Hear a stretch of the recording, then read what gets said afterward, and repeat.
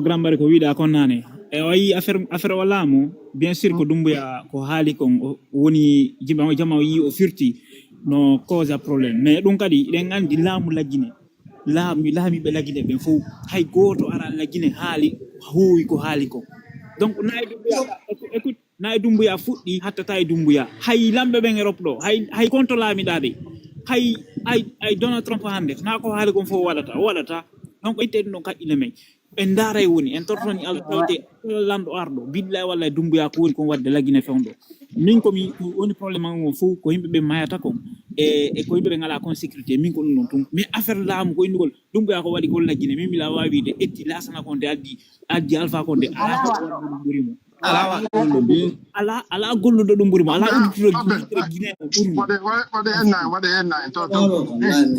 ala udduto yiɗɗo Guinée ɓurimo ala o Alpha ari ɗo woni ɗo duuɓi jeeɗu himmo ɗon hay lawol hay lawol wawale wadde ko ɓayi Doumbouya ari ɗo ɓe yimɓe ɓe noynda joni vraiment ko ɗuma min en fait min probléme on komi wi kon koko yimɓe ɓen woni ko mayde e ko yimɓe ɓe wona kon nangguede ko cuuɗi maɓɓe min ko ɗum ɗon probléme o min sina ɗum min probléme affaire probléme laamu ko Doumbouya woni waɗuɓe min wallahi min mi ala probléme ɗon ɗon par ce que nayi kanko ko fuɗɗi hattata e makko kankadi hay goɗɗo go ari ɗo ko noon waɗata lamɓe ɓe fof ko noon politicien fof ko noon abi jama slave on wala on tapote wona jami woni pas c'est que den doy manade do s'il vous plaît il faut tapoter bari way do na jami woni non parce que ni me voilà na jami woni parce que ko petit na ouais na no ma tuma min ya rabbana modi suma e hewti mi halan no ma jenno no ma iltimal tum fadi video yalta wadi video yaltita mi abani modi wadi video ena wadi video laaji gel grand bari non ande non sa hebani modi are wona mi wadi video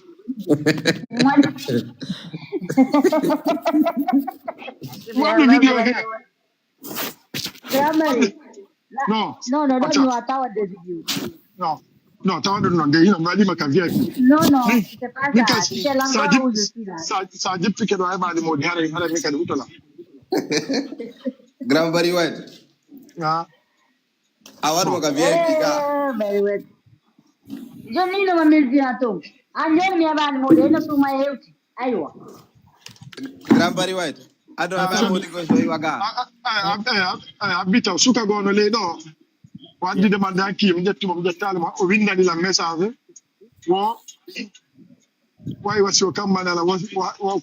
Walk abonné be ambe wadi ni madini ma de mi kadi fiya yana ba fa ko sala ni ande abonné jon na fali lan yimbe ko duda tan ko manto mon frère ko mon fala am de to kala do kala abonné jo am do na fila yon ti yo parce que ha de mi abonné jan no dal la ngi bari wati jabu donc mon frère sans on di moment yan a dibe demande joni kadi ko do hade mi jettama sabo message ma continuez les gars ouais on famille min affaire la Guinée len fo de ngandi contrôle lambe be no arre profit hakune men on yi parce que génération soudaki do en imbe men soudaki dum non ala woɓɓe no côté to kala no wadde ko fala si woɓɓe jonnama ɗo seeɗa ɓen no yalta wo kana o moƴƴa yimɓe ɓen ala ton donc en heeɓi au moins mbete hay si tawi ɓeɗo ɓe wujja uɓen ɓe waɗa e piqui go par ce que enen ɗo fof ko ɗum noon imagine en fait si ɓe gollana e mbete seeɗa haray alhamdulillah ɓe waɗana e laawi ɗi ɓe ɗumannoto mbete ɓe changana e nduggol ngol lagine si ndiyan ɗan ari acca ilnugon boboɓe himɓe ka laawi haray alhamdulillah wallahi min ɗum noon tun no yoni on faami voilà parce que il faut les soucis qu'on woni ko yandi o grande do wino goddo hulata lando ko hulete bien merci lamdo ko hulete do ande no kenu gol go ande no wala society voilà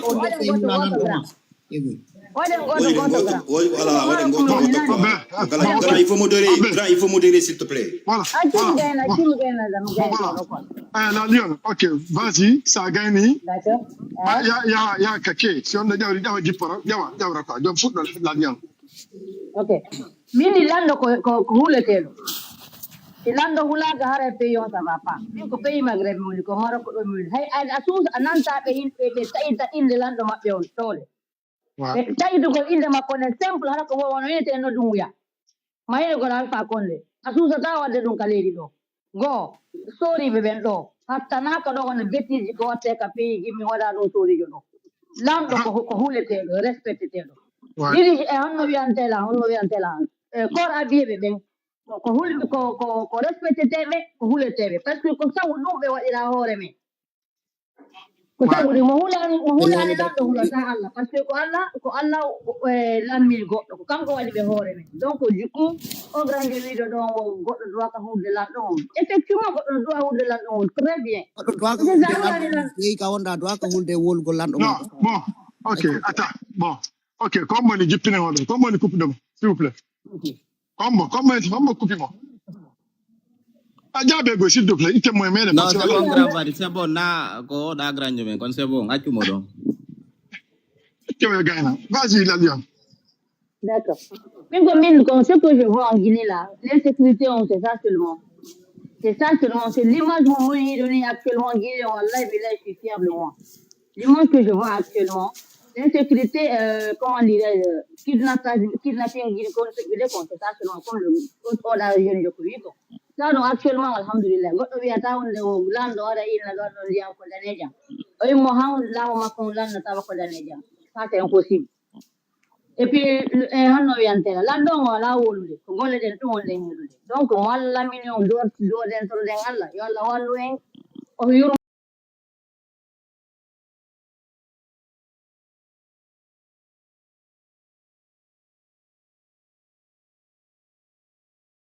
C'est Watanali là, c'est pas, on se voit pas loin quoi. Fiondou. On a hande affaire la mufuda mukala fude soutenugol di momu wala ni la inna kuma kari la mo quoi. C'est pas ça. C'est wadiri non la Guinée arata yeso quoi. Andi l'administration c'est la continuité quoi. Landa kalo ardo so hebi c'est un jundiri juude en wallimo ko o imposi piji quoi bazon has nyan as wonu ne ba donc ibi donc do gore wona continue wona continuel quoi famu de kagra mais aya mbeno oppose lando inna ko makari dimum ado jumum lamo ni c'est pas comme ça doit fonctionner quoi. L'administration c'est la continuité. On a Alpha Condé là tout exemple on no be imbe mayno be sabu Alpha Condé gerani Alpha Condé ala mi bayari qu'est-ce qu'il a fait? Il a rien fait quoi ko ata walugol Guinée fo quoi c'est que Guinée doit go mentalité joni quoi acca in gol ko ma piri de la mu ina ko makari la non hande ko ndo e pays dum fo hande ko ndo kala mari problème interne quoi ko men ko joni dir juude ndara tamperne utoro c'est la ko pays men quoi wona ardo golli imbe yo apprécie mo quoi fami c'est élection wadi fara de vote non vote nan mo in gol ko makari ça peut pas nous avancer loin hein. Aïka, dimmen doit avoir une mentalité, c'est quoi? Quand nous sommes Guinéens, quoi. C'est qu'ils ne voient pas la raison, ils voient que juste parce que la personne là c'est mon parent ou ces trucs, ou à ta arrange quoi. Kala goludo, on a un mot quoi. Enfin, mais soit au golimo, ya, ou adi implanti pige go fala den. Dar tungan ka une génération ni managol. Ça remarque depuis tant Alpha Condé be gono jogino disons on va 15 ans hande retrouve as nyano quoi. Hara fusto wa wadde quoi. Ko pays ma. Tu vois, c'est un peu dommage quoi. Min ko nous on conseille marque mais la Guinée faut Guinée ait conscience quoi atien nous gol sinakari comme card non ça va pas fonctionner non c'est pas comme ça ça a imposé des bonnes bases s'ils veulent le soutenir le tu vois élection ils votent nemo que ça vote nemo gol do gol là on ko gol c'est on ko continuer quoi mais nous gol tout faut so wada li ko ni comment c'est pas logique quoi grand c'est pas logique Guinée nous doit tout gol hore quoi nous doit tout gol hore joni kon do an ka do si tu remarques, excuse-moi très fort, ça remarque, la vie là c'est juste une question de temps quoi, tu vois?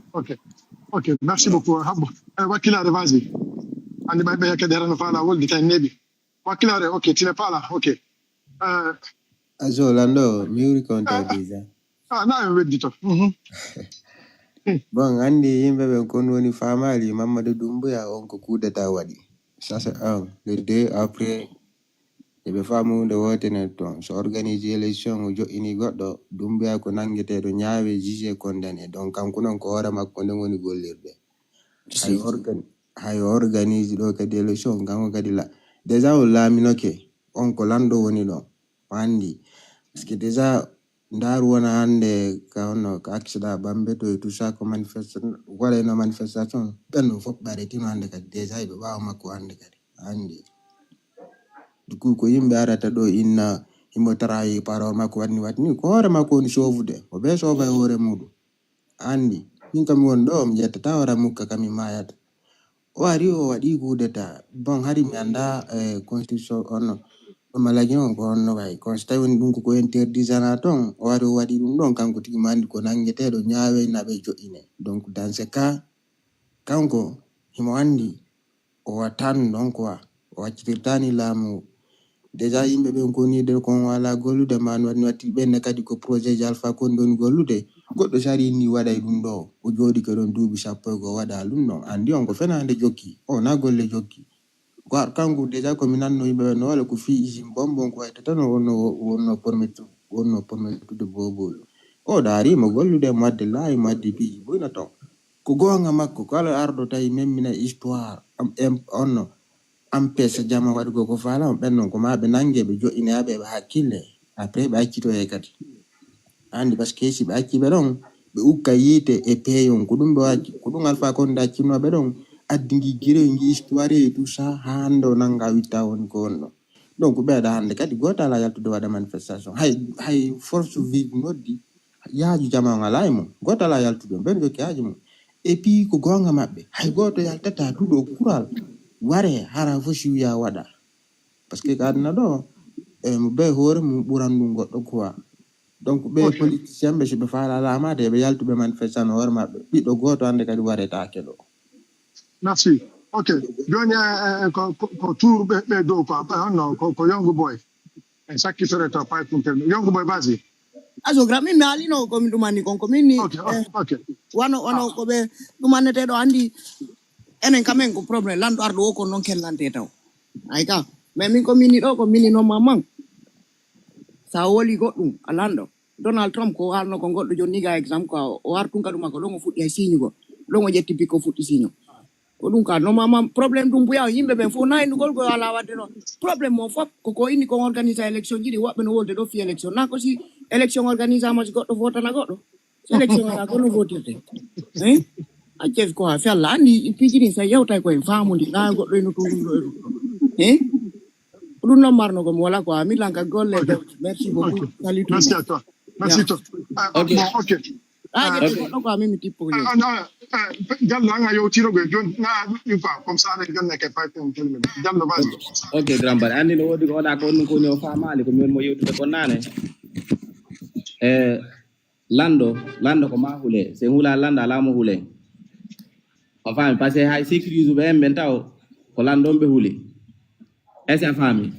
Mais Mamadi Doumbouya ko woni wadde ko mimi innayi c'est normal parce que haala ɗuɗa to a fami o waɗa e woni jama o yiya est-ce a fami no wodi noon lando noon si jooɗike na fo yiɗatamo ça c'est sûr na fo yiɗatamo de an joni grand bari ka wonɗa na fo yiɗuma mais ala añaɗo ɓuuri lam min ña voilà bon mais programme ji ma ɗin ça va hiɗa jokki programme ji ma ɗin ka billahi voilà kankadi ko noon woni waɗirde imo jokki programme ji makko ɗi guine no yiide ko sikkano par ce que wona ɗi ponji ɗi laawi wona ɗi waɗede haysi ko tan Doumbouya waɗano onno Alpha waɗano bon Alpha respectal ɗum no par ce que o waɗali enen ko wiyeten ko tan Doumbouya waɗa ou bien voilà programme on jamanu doit famude fendo situation lagine ka fendo ɗo se hulali lando alamo huulen par ce que de en taw ɓenaɗaɓe kaso iɓe mari doole ha kono siɓe hewti ɗon a tawa ko ma ɓe restimise o est ce que fami ɗum ɗon fof ko honno woni wadde ko règle lanɗo woni wadde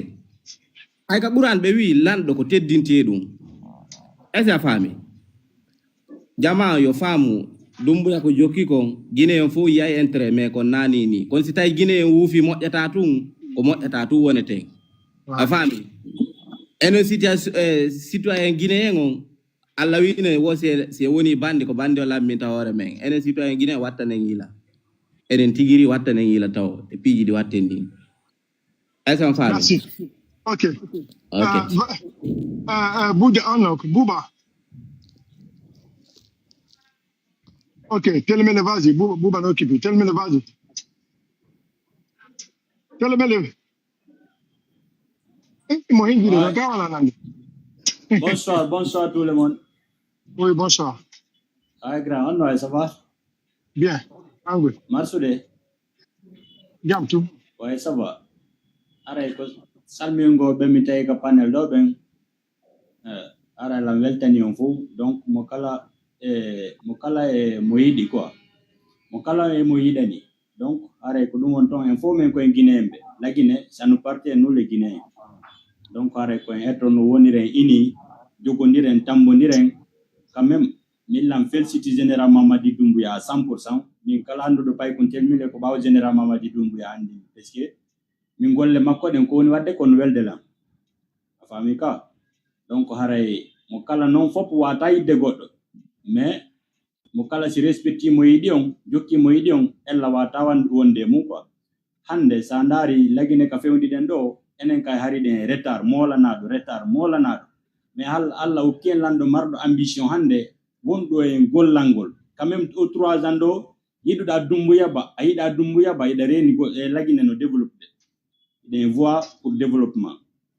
Donc haray ko on mi toroto jama on koye soutenu général Mamadi Doumbouya iwtiren ɓawo makko tambitoɗen mo yeru ko wawɗen kon puisque chaque citoyen jo woodi ko wawi wadde quoi fino lagine sanjira a faami ka. Haray ko ɗum ɗon mi mari komi holli taw min quand même ko 100% général Mamadi Doumbouya ɗum ɗon mi soodora hande mono faala jama on ɓe yenni ha ɓe ronki mais ɗum no wawata lan sanjinde conviction parce que min lan sutti ko no woni wadde ko no woni gollangol lagine hari avant ko mbo soutenir avant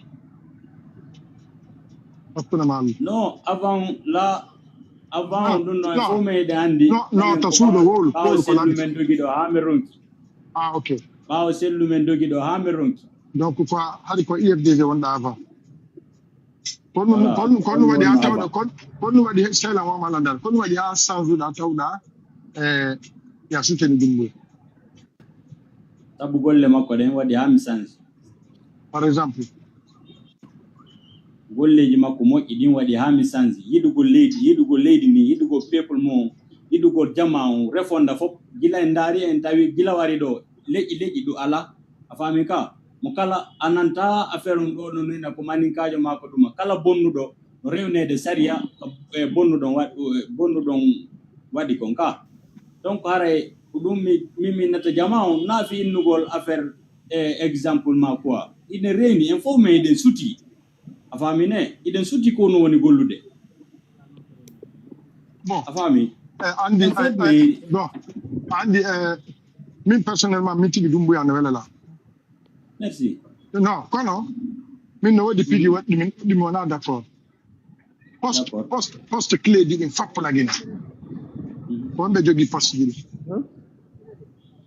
non na postulé nini sandari naro ndari ta quoi non en darira mon frère non habbo en darira non habbo min personnellement je soutiens Doumbouya mais ta on tigi famille que tout va bien Guinée non 78 d'accord ayi andi ko ɗum woni fonnugol yimɓe ɓen fof ka leydi ƴetta défense jonna soso ƴetta finance jonna pullo ƴetta seke jillidira fof ɗuman voilà mais hande combo woni premier ministre moɗi poste loko non tu sais a wayi non écoutez info men kay hande si pullonomama ton si pullonomama ko gouvernement hande ko enen woni moye sabotude si ɓe nomali pullo inni ɓe rasi si ɓe nomi pullo ko enen woni sabotugo pullo mi sabotali Bawuri min déjà moi j'ai toujours soutenu Bawuri kono non frère non ina andi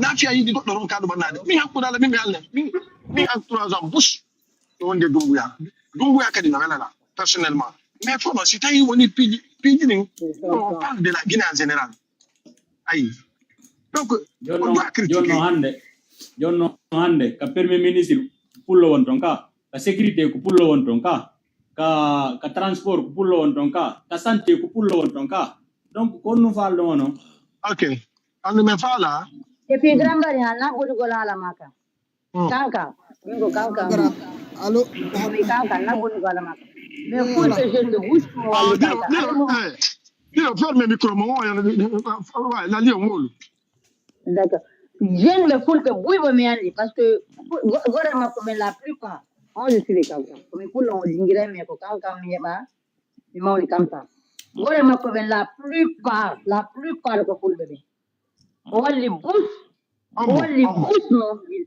billahi Jordan Doumbouya bonsoir no be himbe hawdi be ata sulti be ata odo mami jippina mo quoi parce que hawdi ta bura tawda gambe jamatalu ido andi min personnellement min mi innali mo boni ma oduma no ta ko min ko yaltiti ko woni wolde fimu dum ara no min ko mi conseiller makko par exemple ara ko mi conseiller makko famude mi change no seda mo wadde piiji mo digoy mais par rapport e piiji gono to min nani yo sound ara ko mi conseiller makko c'est ça non ala mala defo grand voilà ala mala defo Ouais, il n'est pas parfait quand même. Lui. Non, c'est même pas ça. Enen ko defo ji din tun yeten. Excusez-moi, Grand Barry. Non, tell me what you go my deba mi akiri parce que mi jabata no. Grand Barry. Non, ça bon là. Comme une activité de ni dumbu ya golli alpha konde nani. Je dis ça ici. Donc na wa no abu hadi wala fi no. Donc dañ demene ko defo ji tumi. Non andi ay yeb go si fama supporter ama da ha me ngaja dumbu ya parce que si fama c'est ay mali. Non, c'est bon. Voilà. Grand Barry. Non. Minni.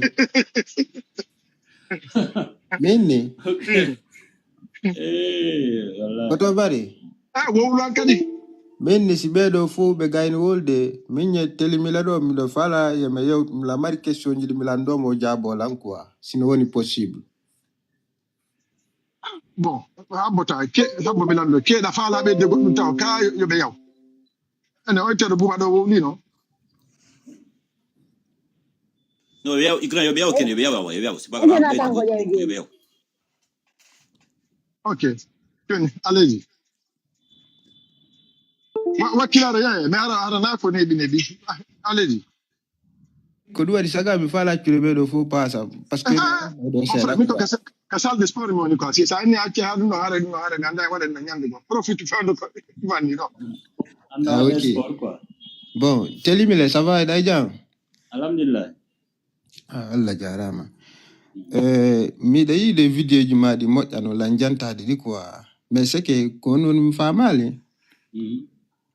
Ay ni wade eteni mais an wonda woli don so comme si hara ko no wonda gerdu do quoi ko non do woni.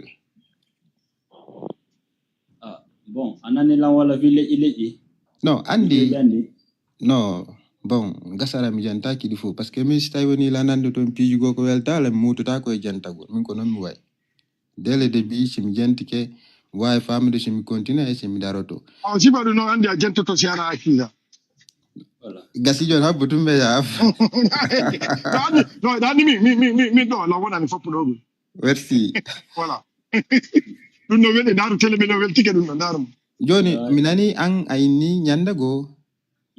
Dossier ergina on don si woni 100 ans on don no wali don. Sadi andi dun don bon no woli dano c'est comme si yaro ko discrimination en fait quoi ya foda de mfala yew en tant que grand frère parce que milan jetin ma grand quoi andi ko nun addi ya wolu fi dun no ko fi hon addi ya andi tin jama on fi dun no no dossier ergine déjà on place afamika on non koko andu den fi mo en fop meden wona pullo wona soso wona manika no anda dossier no classe dossier no en cours hombo joni habba ko zizete don habba ka Comment dire ma dum non haybe wono ya on to de juste e gouvernement ko continuité afamine dum non menen ka wano menen commune kana be CNRD ben ko faiblesse souvent mais adda sugudi numaji pour andintinu gol jamao e sugudi piji no point quoi na fi nugo ko etono mai dum me la hidi anyi selu ma godum go afami ma inugol hara ko mais ko point faible souvent non quoi point faible de communication non. OK. Bon, andi do mi fala malandade. Andi goddo yidu do gonga mo doit toujours wontirde ka gonga ji din kadi wonire don. N'est-ce pas? C'est vrai, daidi CNRD da wolde fi mabbe quoi. Mais selon toi ka hakile ma ko bon wadde ko ka leydi ko moji ka wana ko moji. Ko moji be woni wadde. Donc, jonno mi fala malandare mais non, lando mota combien de pourcentage OK. Combien de pourcent ko bon wadde ko moji ko? Ko sa woni don 100%.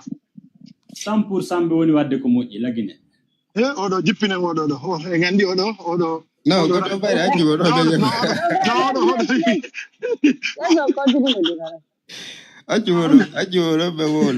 no mi jippinɗamo ko tellement gueɗi ko limo quoi Ok, joni 90%. allahu Ko akbar moƴƴi ɓe woni wadde. Joni Gram variety. Ami tawi de gasal ko wonda wadde entraînement no joni ambulance. okay, Joni grand ngay ni laami be ben be golirde nundal be wadirde kadi nundal okay non ko hala ma non kum fala ma landade antiki dandi en tant que lando kala ko fe'i ka peyton ko kanko landi torte kono woniri ka nanu woniri Ouais. jonnon an hakkille ma wona foni ke menge billo baen ko waytata non est ce que an da woni d'accord bendo yobe woni non laamu ina anda fi mabbe ɗum noon min ka laamu ngu répondali on question noon nami pay kon telmire répondata on question noon laamiɓe ɓe ɓenni ɓe anda fimo no mi wona pay kun telemede nam mi hokkama courage ɗo taw awa miɗa alandema ɗo yimɓe ɗiɗo entourage dumbuyano darde ni billahi ɗon tan d'accord c'est-à-dire ɗo ti a intérêt Non, il est très intelligent. Il est très intelligent. non merci beaucoup ko soɓe men ma walande koy kamɓe tigi ɓe andi noon miɗa andi bon donc ti a intérêt ɓowlu penale jande ɗo no moƴƴatma ami poore Il est jaraka très senirde gra intelligent, billahi. ami Il est poore très jaraka intelligent. senirde ko ɗon sutide non moi je suis avec Doumbouya bon c'est un frère donc voilà merci beaucoup merci beaucoup On moi jaborade comme explication ko woni non. Grambari yimmiraɓe gono kankan fof ɓenna ɓe nene Fouta. Men nawnuɗo fof presque alamo andamo kankan. aɓe continue wakkilade ta Ok, deban gaynali. no men ganal de ko wadi sim falno fo kono wakkilade nam vraiment namaɗa idée moƴƴo kono tiiɗa woni faible kadi man nego si tawi o wuuli a landotomo piiji ala tawi détail kono ɓe tinnugol tum wadde ko moƴƴena ko moƴƴi a landota d'accord jonnon pay ko a waɗi débat looku quoi okay jonnon grand ay ni andi ko mi atti taw yatade ma mi attima taw landade min ni si tawi woni lando woni e leydi ko fe'i to kanko landi torte ko ɗum taw mi attima faminde ha nunnuɗa ka voilà joni noon ay ni ɓen noon ko ɓe wawali jabade kon anga wata jabade ɗum noon quoi mais selon toi ko hakkille ma est ce que ɗum noon koko moƴƴi noon kina pingo nalagine toon wadde Kono o jaabike on question non o wi no moƴƴi jaabike on question noon feƴen tan faiblina on parti ɗon non andi grand accu men si tawi ɗa faala wolde min acca wol après min continue ko a fewta pertive men général ala wolugol question noon mi faalan yawtumo par ce que aybirta la réponse makko par ce que min ka gouvernement on jaabaki ɗon min nami pay kuntel mile jaaboto on question noon justice guine o inni ɓe anda fimo donc aray est ce que mi lambawi jaabade on place noon ɗuma ɗon ɗin kay so anduno ko fonike mangue woni hande ni aray par ce que a wonna yiɗata fonike mangue ma général billo ɓurɗaɓe a faami ka donc naafi aray lawonde CNRD landi ko vrai combattant ɓe kay donc min la respecti opinion maɓɓe on parce que mo kala e choix mum quoi d'accord mais antigi ayni ɗa wonani goga jonnon par ce que antigi a andi général on arno ɗo hay ɗum ɗon neɓali ko feƴƴi ɗo décembre feƴƴiɗo ɗo déjà ko attino wolde kon on no élection ji ɗi ndinɗo ndi wawite organisde bon 3 ans après donc ɗum ɗon feƴƴi hande kadi fiiɗum ala wolede quoi jonnon an ko honno famirɗa selon toi ɗum ɗon ko non yarde fi élection ji ɗi minen ni ko menen woni généralement Madi Doumbouya hay so fondano présentagol ko menen woni mo oblige go ma allahu akbar parce que men daari men tawi ko ade ngayno haaju ko ade yiɗɗo lagine ko ade yiɗɗo développement lagine on ko lando mo ɗuɗa ala o wala seeɗa o golla bus famine donc on non hay so inni men o présente ta ko menen oblige tamo yo présente min noon ɓe yimɓe ɗon wayirɓe noon min mo landi kela min nayi andi siɗa yiɗi goɗɗo wona a pousse mo erreur quoi en fait mi falama wolande par ce que yiɗugo goɗɗo no tawa e rettirgol mo erreur mi halante ɗo Sénégal ɗo wasati Abdoulaye Wade o innano yalta 3e mandat o yahno ha o firti o inni ma wakon wahet amana wonno ara a nanno ɗum noon ka voilà laamu tu sais enen no no goɗɗo ardita exemple yondi transition ji wondi takko men ɗo fof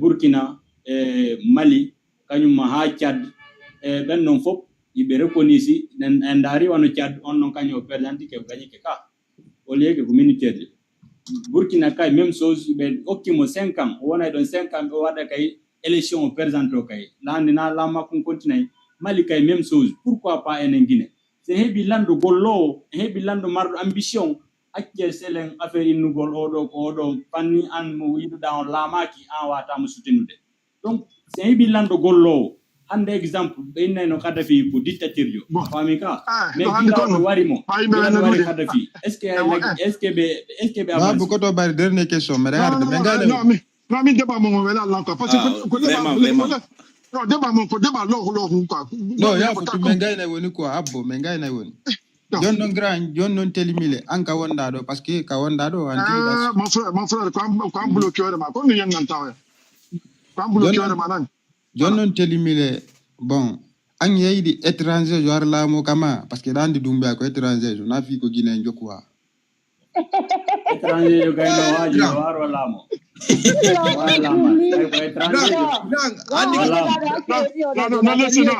non, laissez-les répondre. Kono grand bari ko do de débatji de débatji conscience tawa wonbe ben ka panel jabina be quoi ta wonbe ben sifu de lay du moje to be quoi afami inu ko afami come on man general nana me landi ke machine wodi ko wala ta coupe même quoi si men gayno jetta halaka yandi fi Allah.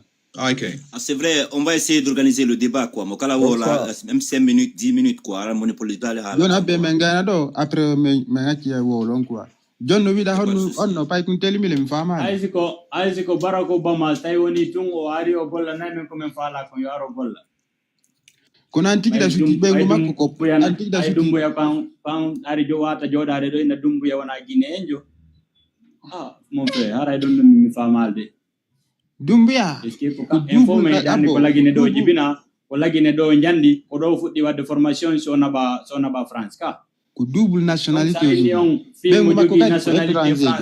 mo jogi nationalité France now Guinée mon clair woni cours s'il te plaît ko baden doni OK joni abbe bela be wala parce que be fala wolde joni daro den do enen to d'accord Allah OK donc ko wala to acce on organise le débat do munyum dipna parce que quand ko gagné nam sikki honna professeur donc comme hikin voilà OK ko non ko tuma no acci général jawde do ka allo alors timo jawde OK alors vas-y on commence général vas-y. Right. No, min ko example ko mi fala be de tom. Min ko mi landi ko example you sécurité hebo kamen heben development. So election ji siding organisama ko hombe woni ton ko represento jama'u. Mo ala to wata ka representade jama'u. So kala wo andudo hi no fala alamade no fala tawade progression landing ko be o arta o tawta jama'u afami puse hore dom afami ko gonga no wodi what abbe lantaw Serge Moussa normalement ya fode mi doit non kama jelde ka panel parce que propos di madino dum manni mi prévente ça wadi do propos déplacé ara ande obligé mo na bloc parce que mi taw mi jette tun hande parce que mi Guinée pop photo na 2018 toi tu as eu des propos abola Moussa sakitorum ko mi kon da wala kawya to wonna wala la min ko amina nabi et puis kadi ko ko gotu ngide sans on partir on affaire mano ça wada dima débat wadu débat hala wada débat etnom geji ma fi Allah nanu jama fi Allah débat grand mais tu as vu andi mi fala mi yalla ma godum grand non ok Moussa ça va le temps là ha mi jette tama do nami wala nem non fi Allah sans on non je suis d'accord avec toi mais voilà c'est des questions réponses qu'on a retard moi je suis pas net nous donc du coup OK ferme d'abord le micro et ngara continue général yafo on famille so ça veut dire fala be contribuer de sécurité lending et développement lending bebe arta kande lady on famille comme jonni exemple kadi ko watata don dumbuya ko Guinée yenjo fi mo jogi triple nationalité 4 nationalités ça n'a rien à faire on famille o falano afude o tawre e development lending e gollugo lending o hotuno ka mabbe o hotuno Guinée o tawra ka administration o tawra ka piiji fonctionnel ɗiɗin wasi tawi joni mo opposition ɗo ɗum ɗo en fof en waɗay ɗum kala ko wonɗa kala ko honno ko wonirɗa ko non gerdeten sutenen golloɓen neñande mi ko hankingo neɓal mi wonana jama on démocratie e nder leydi ko security development démocratie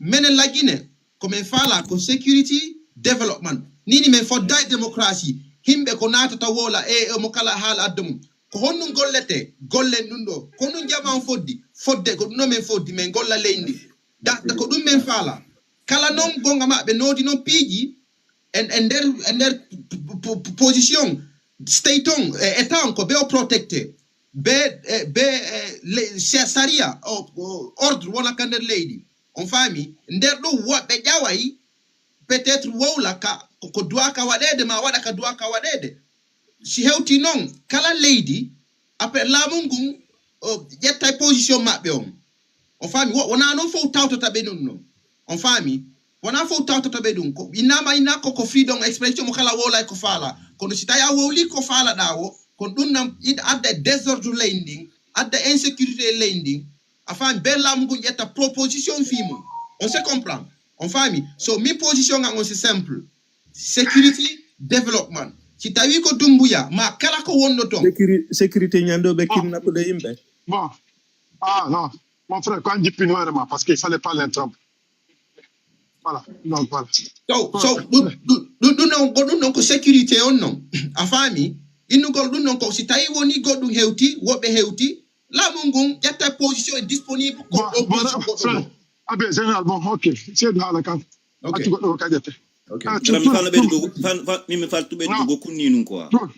Tout vas-y, s'il te plaît. Ok, frère. Non, tu fais la même chose.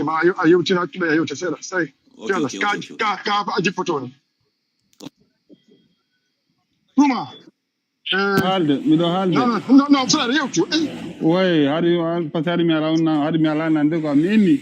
Haray min ko woni haalde ɗo kon harayna ko ɗuuɗi pandi o harayno yafoto lan seeɗa tawi kadi waɗi e laaji haray koye débat wonde par ce que ala mo farjata ok min hara voilà haray taw premier on ko opposition waɗi erreur koɓe félicité Dumbuya kon ɗon taw ko erreur noon goo ko Dumbuya ƴetti laamu ngun ɗon ko ɗon taw ɓe waɗi erreur maɓɓe on par ce que normalement ko Dumbuya ƴettino laamu ngun ɓe waɗu combat nduuɓi sappo normalement ɓeyna victoire ngo kamɓe jeeyi si tawi o faala o laggine ɓuttu ko yo organise élection ɓuure yawde même pas 6 mois mais hokkimare organise élection ɗum ɗon taw ko erreur maɓɓe goo ɗi mum ɗum hiɓe nangude jamaji ɗin pour wano Aliou Ba e ɓe kinnapa jama on pour no wonɓe opposition pour wata suuso heɓugol cuucol artugol kam mum ɗum ɗon kay ko ella goo par ce que Aliou Ba ɓe mara droit nangugol Aliou Ba ɗum ɗon koɓe waɗi kon c'est pas juste par ce que Aliou Ba hay hunde bonna lakkine nano fimiɗo wonani Aliou Ba kono en wola pour no laggine moƴƴira hande leydi men ndin kandi woni ɗo harayno hande normalement e nder Afrique de l'Ouest harayno hande ko fof dogayno ara kamen harayno hande guinéjo doaka tampude ko yaasi si tawno yiɓe yiɗi laggine kono opposition on ba minterɓe ɓemɓe hay goto yiɗana Guinée yo heɓu ɓurtu laggine mo be ko intérêt mum personnel woni e pirande ɓe yiɗana leydi men ndin ɗin mum ɗum kadi tan mum ɗum Dumbuya depuis o laami o wi sécurité ha joni sécurité ala e leydi yimɓe no kidnappede no jattede no agressede no waɗe depuis ji boyi normalement o wino noon o ƴetta e disposition sécurité wona e leydi mo be wona ɓurtu e jaam en ala courant en ala ndiya en ala ñamte en ala hôpitauji normalement hande joni exemple Grand Barika wonɗa ɗon hande exemple en wata comparde Europe e Afrique ɗen fof ɗen andi ɗum ɗon kono leydi ndi hay sa ala mbuɗi kono leydi ndi woni e saabu no ɓutti eɗa woni en sécurité ka fino honɗum enen kam min kala arɗo wo koyo ɗaynu en tun koyo ɓe artum ɓe ɗayna en ɓe kanna payen enen joɗɗo yittude ɓawa maɓɓe kella neɗɗo hoore fenade ɓe wonɓe laggine ɗo ɓe yaltali yoɓe eto ɓe anda yoɓe eto ɓe anda leydi ko nafata leydi ndi ko si leydi ɓutti taw jammo citoyen ɓe wawa gollude ka leydi wona en sécurité won hara wula bone on faami voilà haray ɗum ɗon kadi ko ella yoɓe faamu enen kadi wonɓe yaltudeɓe yaafo ɗon seeɗam jaɓanama enen wonɓe yaltudeɓe ene wonɓe ka yaasi ɓen ene wonɓe ka yaasi ɓen eto ɗen kadi jonnen ɓe wonɓe toon ɓe annda ɓe feereji moƴƴiri hara na ukkugol tun kadi yiite ɗum kadi ɗen ene yaltuɓe ɓen an yiwɓe piiji ɗin faami piiji ɗin no dowa sensibiliser jama wonɓe toon ɓen ɓe annda harana kadi wiigol pour no goɗɗo warire ko pour no puttira eno leydi men ndi yara yeeso par ce que kama moƴƴi haray fof moƴƴi kono kama moƴƴali haray toujours koye soñdia wonda. Ok, c'est bon, merci beaucoup. Ok, merci. Jama, Byron Jabal tape tout de la des commentaires d'idées. Ouais, de live sans commentaire, parce que au débat, on est intéressant. On a la tape tout de.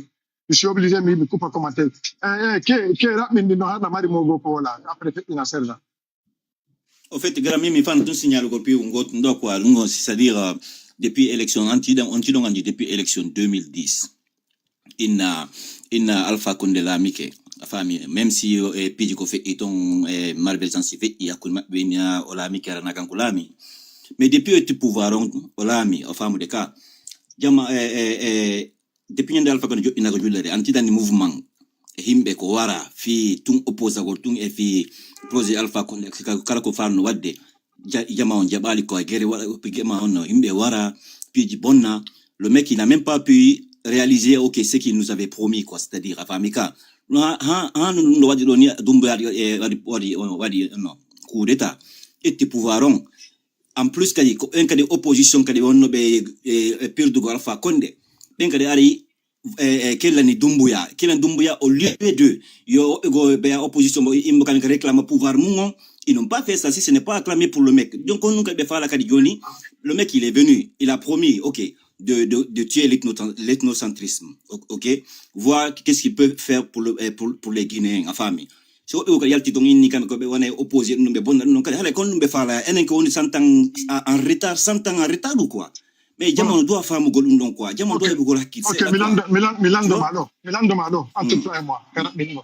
Ka wonda do ko dum halanta jama ko de soutenu dumbuya gol na ka ko dumbuya ko yo hondu wadi ki se ko to nabi.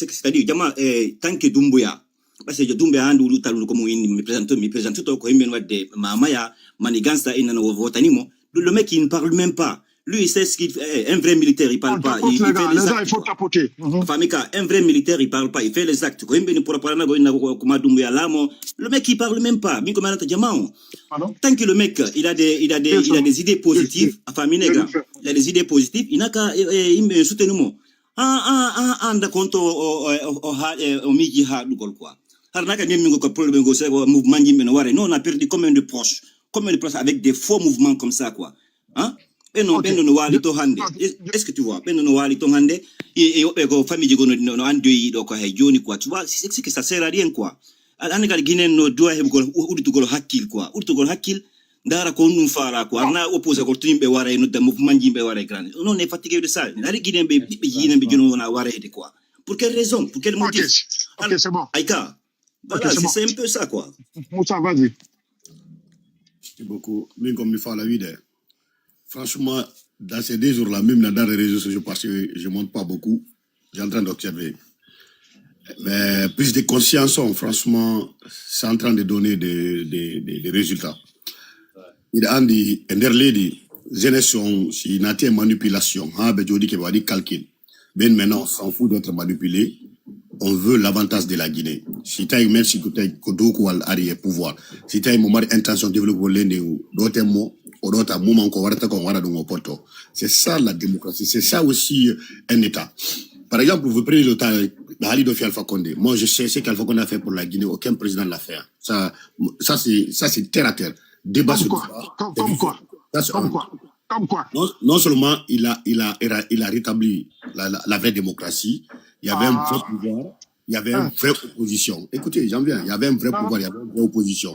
Mais les autres ont intervenu grand, mais c'est là un peu de non, moi je veux qu'on parle de Doumbouya. Alpha Condé n'a rien fait du bien en Guinée, je suis désolé. D'accord, grand frère, tu peux dire ça, mais j'ai en train de poser les actes.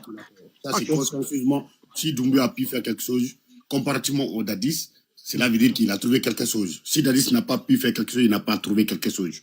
C'est un. De un, Alpha Condé est différent. Lui, il a apporté quelque chose à la Guinée. Et les autres ont arraché quelque chose à la Guinée. Donc, malgré que c'était ses opposants, ils ont vendu le bien. Mais quand même, Ani ko débat, ani si film ben. Ko da fala kam déborde, mais non. En histoire, on a personne entre toi et moi. Quel autre qui a été présent en Guinée? Tu vois la partie là. Tant qu'on s'engage, non, une femme d'État, adula. Ne venez pas. Non, tu vas un président et un opposant. Ça, c'est jamais accepté. Moi, c'est pas pour ces lois. D'abord, pour le moment, je l'ai jamais dit. Bon, écoute-moi, grand. Actuellement, le cas de Doumbouya, il y a beaucoup de personnes qui sont en prison. Il les a mis en prison, non? Pourquoi? Parce qu'il y a une exception de détournement. Et du coup, si ça avéré, tu pars en prison. Le grand qui est parti en prison, qui était à la Caisse nationale, c'est son meilleur ami d'enfance. Hein. Encore dis-moi d'enfance. Hein. Malgré qu'ils n'ont pas eu le même destin, Doumbouya n'a pas été à l'école. Il a été à l'école par rapport à la changé de destin. L'autre est parti à l'école, il a fini ses études, mais Babé arrive faut titique et gouvernement. Doumbouya président, lui, en tant qu'un cadre, il y a eu des dilapidations de notre économie. Finalement, il est parti en prison. Il s'en fout de ça, il l'a mis en prison. Voilà, Moussa, I don't know. Moi, j'aime la partie là. On parle de Doumbouya. On ne parle pas d'Alpha Condé ici. Non, j'en viens. Merci.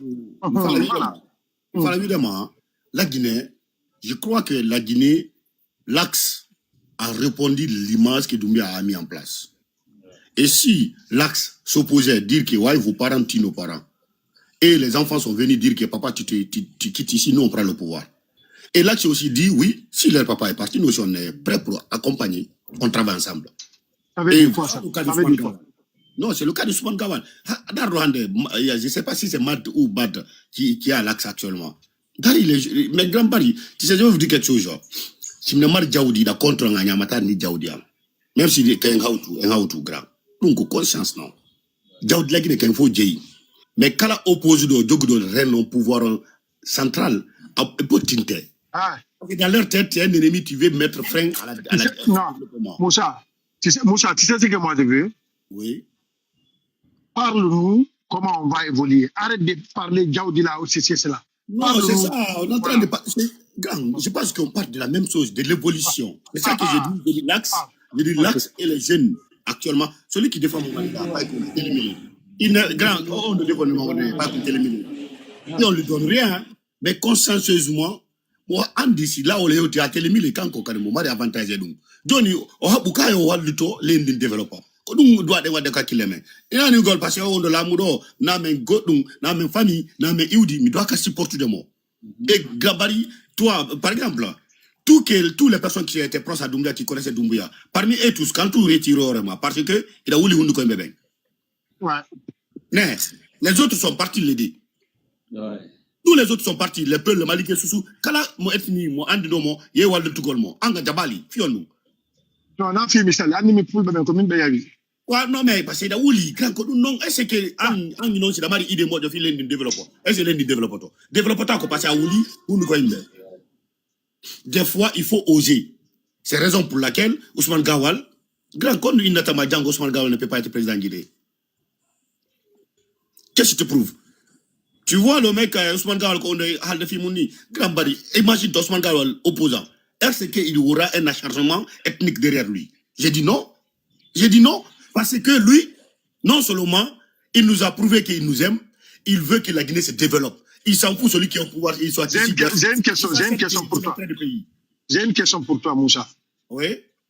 Donne-moi ton avis par rapport aux insultologues, ceux qui ont attaqué les arts. Aujourd'hui, ils veulent rentrer en Guinée. Qu'est-ce que tu en penses? Par rapport à ça. Agi, comment il va aller en prison? So far, là, non, il n'y a pas Agi seulement. L'autre petit aussi qui est au Sénégal. Mais il faut évidemment Agi, comment il va aller en prison. Non seulement, c'est pas Mamadi seulement qui l'a attaqué. Mamadi peut dire d'accord, j'ai laissé. Amara peut dire que oui, j'ai laissé. Mais les personnes qu'il a insultées, il a accusé la fille de Kassori ici, qui est dans un foyer, qui a Amara l'enceinte. La dame est partie porter plainte contre lui. Elle est partie porter plainte contre lui aux justices de la CEDEAO. Maintenant, il est en Guinée. Elle va aller porter plainte. Maintenant, le jour où le juge va l'arrêter, il ne va pas dire que c'est le gouvernement. Les autres peuvent dire, comme ça, évidemment, Mamadi peut laisser, mais est-ce que le procureur est prêt pour laisser aller les gens qui ont pris le temps d'insulter la maman d'un chef d'État? C'est le procureur, c'est pas Mamadi lui. Là, quand tu deviens président, tu es devenu une institution. Enfin, grand Barry. Ana ko weddo woni grâce mi yenni ma wori lando la Guinée. Procureur national fala jo kitela onanga la sokala. Himbe ben do ka ende ko bari wa sokila. C'est voilà par exemple actuellement ko dum mi fala wiide ben be yay kaso. Babo fait tiaonati o yatata donc grand je te dis je le mets en défi qui essaie de sortir. Il va trouver à l'aéroport que son passeport ne peut pas sortir de la Guinée. Il va rester là-bas. Allah walla motum Allah parce que Allah walla ta parce que ya sila natu yite Allah na walde ma ita madonna da marjanna. Mais les 80% des sens qui va à la prison. Mais s'il ne part pas en prison, ça c'est la volonté de Dieu parce que Dieu a décidé ainsi. Donc comme même wata hal de bouridon. Même comme wiata. Ayeni pendant des années tu viens Asie n'apporte rien à Sender. Faut soit important tabe. En tout cas. On voit des communications, on voit du poids, faut soit dans tabe. En tout cas. Enfin, Mamadi, son pouvoir, c'est un pouvoir autoritaire. Donc, il s'en fout que tu sois communicant ou pas. Ça déconne, on a gâteau sokama. Donc, non problème là. Mais je vais dire quoi? Le plus positif en Guinée, c'est voir la zone qui a été maltraitée, la zone qui pense que eux, ils sont pas des Guinéens. Et cette zone sont considérés, et cette zone a pris une décision de ne plus accepter quelqu'un tombe sur eux. Grand Bari, donc, quoi qu'il est non? Il faut qu'un Guinéen, mais il faut que tout Mayata, ben, à la Maïde. Je ne sais pas Mayata. Donc, quoi qu'il est non? Ça, c'est une évolution. Ok, John, donc, why you play micro du monde, il s'agit de faire la landerie de Hala. Alors, son qu'on a voilà, Liane. Ok, min dora la fala landa do granjo do. Ambo, polo indi amti ambo. Granjo ndo lega mbonda yodude joni mugana manda. Kono inete. Konde. Voilà. Joni hara granjo woli do fi Jean de Las, woli fi Alpha Konde, woli be sipoti Dumbuya. En fo de yidi leydi meldi yo ɓutto yo développe ko ɗo yiɗuɗen kono noon kadi Dumbuya lawol ngol o fokkitingol na lawol moƴƴol o yiɗana leydi ɓutto simo yiɗanno leydi ɓutto har mo yiɗan laggine yen avance yo organise élection o potto jonna civil to o habbo 10 ans o ndaara golle ɗen si tawi moƴƴi bisimilla tawi moƴƴali mo yaade présidente ko ɗum ɗo woni un homme digne le vrai homme comme Macky Sall si tawi na ɗum haray ko paga jokki Mila madame ma question avant de Moussa Diam. Voilà. Maintenant, madame ma question. Touma, la madame ma question, oui, avant de Moussa Diam. Kadogi. Oui, grand jo, oui, la nandema. Ok, Johnny. Hakuna mongi Allah. Enen do fop pay ko ala men enen do. Nam. Gongam. Sekou Touré l'amike. Nasana Conté l'amike. Alpha Condé l'amike. Nam. Inne Alpha Condé inne ko démocratie. Inne ko lamori. Fusi wadali.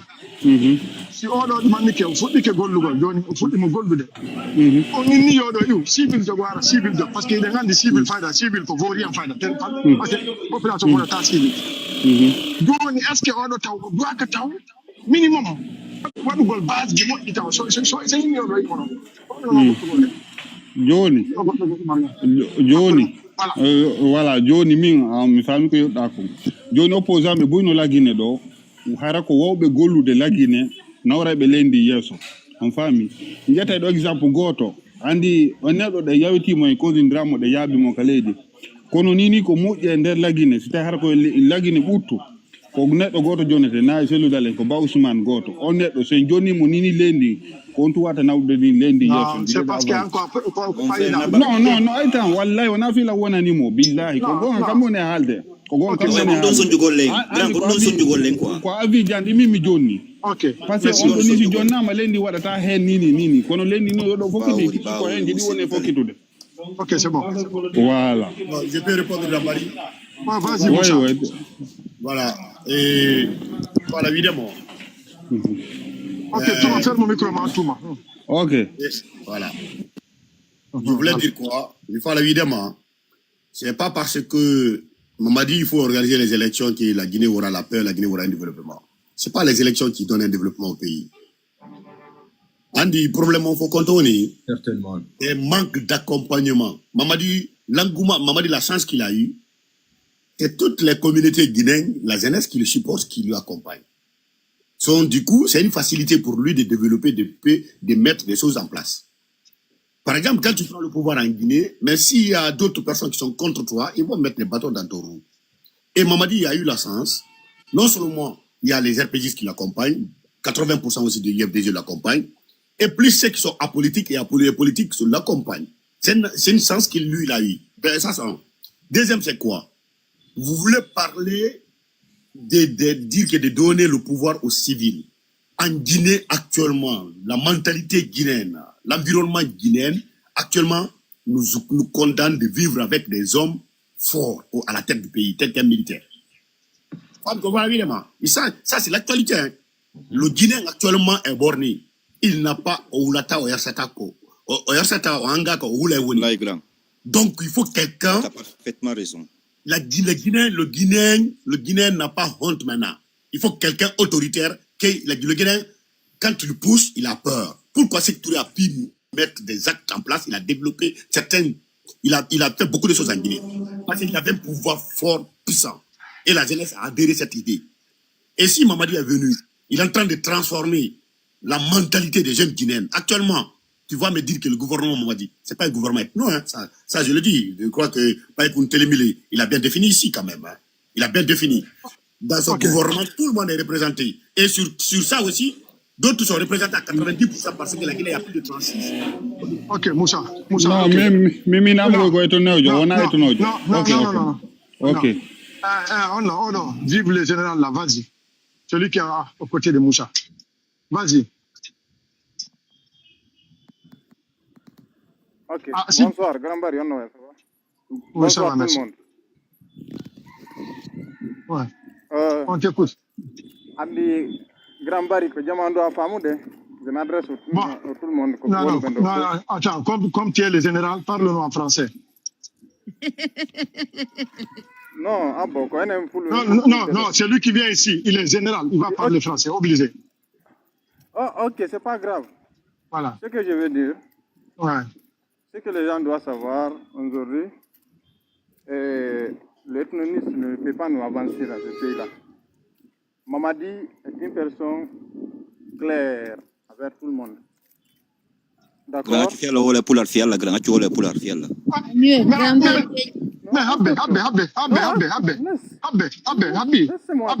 Écoutez, non, vive général, abola. On a débat pour l'armée.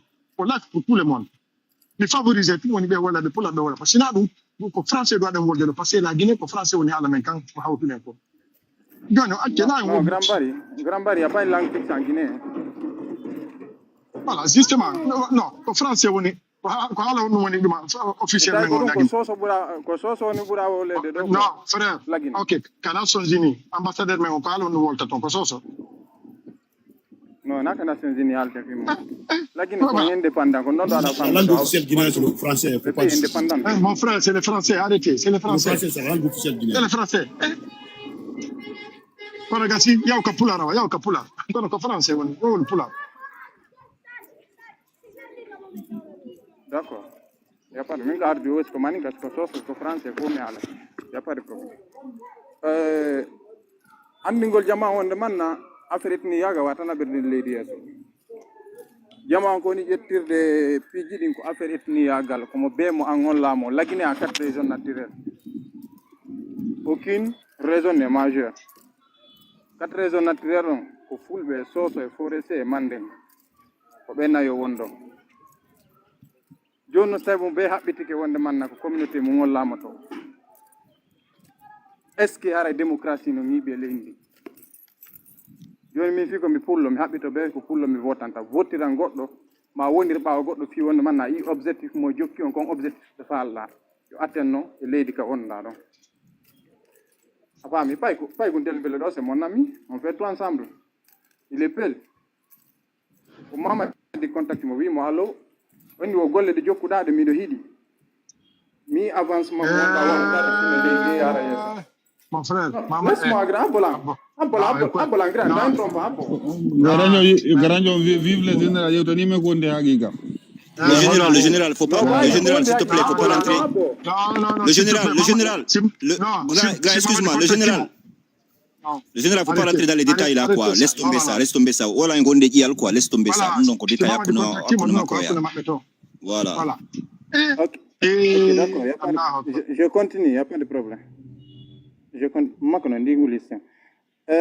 Jon min kom fala yodde min objectif on no woni atteŋ a paami goɗɗo hiɗi miɗo yiɗi Zena Mamadi Doumbouya goɗɗo hiɗa miɗo hiɗi a paami lan andi kadi ko gaynowo hande sa ndaari politicien illa laamu fuɗɗi lagine avancement mo Mamadi waɗi on lagine jaɓuɗa jaɓa wa makko ala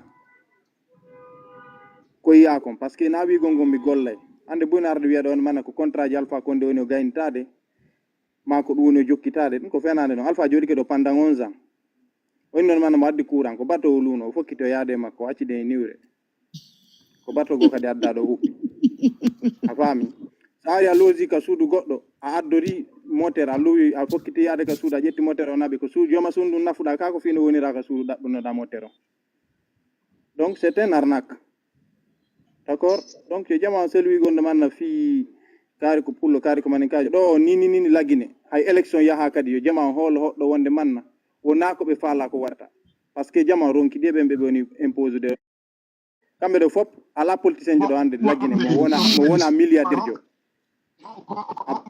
kamɓe politicien ɗo ils sont des milliardaires goto ala entreprise lagine mo ɓe maɓɓe ko nantaɓe noon man ɓe haɓɓi noon man ko tuma ɓe hewtuka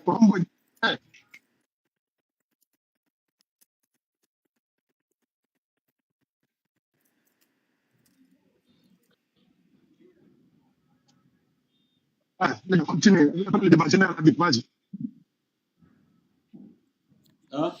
Mais tapoten levon sabek, tapoten levon sabek. Grand Barway ara mi nandi ko ono Grand Condé ɗo ko yewti kon mi weltanike mo mi ƴetta point ɗaɓɓo ka Asie le Kingdom. Abbo. Ça, je suis en train de dire, personne ne tapote là. Non, ko Abibu mini o. Konti.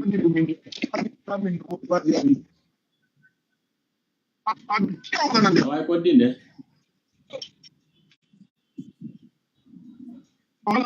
Emi konti no jenti.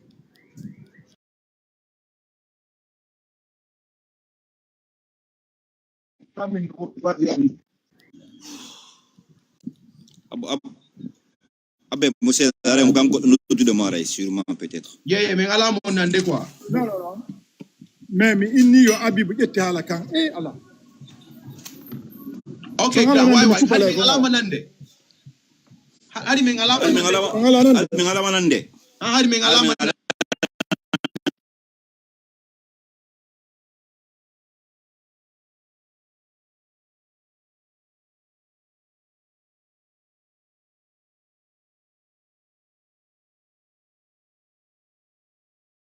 Gollude laamu ngun wawtoɗo jogitade leydi min puusa ɗum min jokka ɗum on faami min nane mi wolino mi sikanoɗi joni komi ɗuude komi ɗimmituɗo ko on faami joni wallite on situation ɗon on faami fanniyano Mamadi Doumbouya wartali officiellement o laamoto ɗum ɗon c'est un autre cas on faami c'est une autre cas on faami so yimɓe ɓe noynide jama no kidnappede a lagine mi faala ɓe change on position kan hala ɗon on moɗon on faami ɓe wolira fii komi woli konnane si tawi woni laamu no ɗaɓɓa laamu no jooɗi Alpha Jon haysi ko ɓawɗon kala leydi ko yawɗa a faami a wata yaade tun inna mi wowla e piiji ma mi waɗa e piiji ko addata désordre ka nder leydi o faami puisque hara position ɓe jonnete position moƴƴo bari waji min haari ko noon position tumi jogi quoi a faami joni mi jonni goɗɗo haala kan so tawi ko espace no faala ƴawnamo jafoɗo halan quoi min ko ɗum noon falno jogi ɗo komi wola.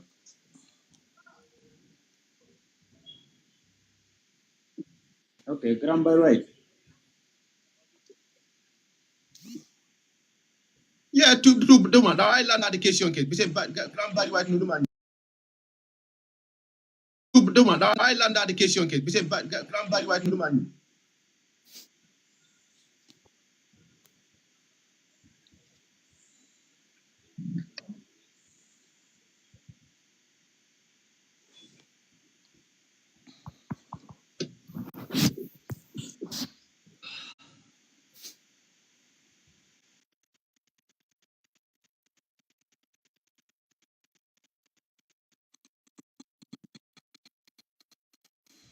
ɗon position ma e position an o peut être kono wonɓe lagine ɓe no soji no tampi no ala hay ko ñaama ala ko yara hay no maayi mokko heege hande konen tun lagine Guinée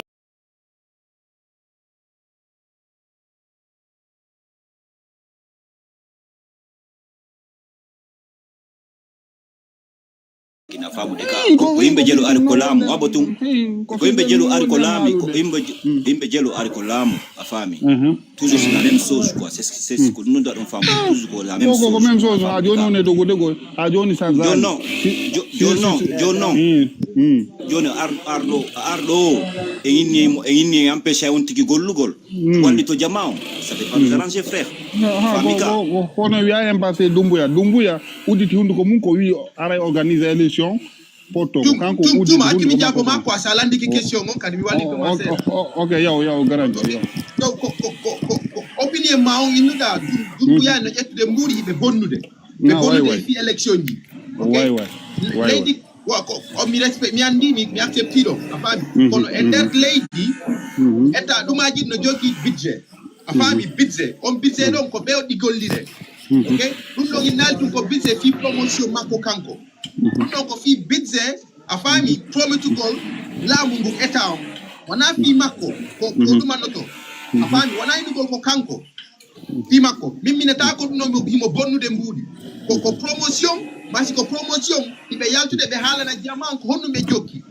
si ko kala compagnie mo jokkuda an kadi si hay sa wa yeyi ko halna jaman ko dum no yeyuda ko dum be jokki ko dum boya woni wadde o halna jaman ko honno mo jokki gouvernement makko ko honno mo jokki afami wana bonnu ko mbudi afami e ko ka jaman ko yimbe be noni de jaman no wela la Guinée kono men fo ko to me woni ha ko to famille amen ko woni afami info gra famille men ko to woni kono hande lady mending lady marde ndi Allah okiendi ko jamma labudo ko woni jabal dankade kono ko étape par étape on de yarude afami kono min ko mi latte c'est hebi goddo wondo gollude nini haysi ko grand bari o hodi do joni o laamike grand bari o hebay opposition no guerre yo no guerre haysi ko no woni opposant makko joko calculata so woni grand bari woni président andi ko be o heba opposant jonno min gadi ko yo min daru position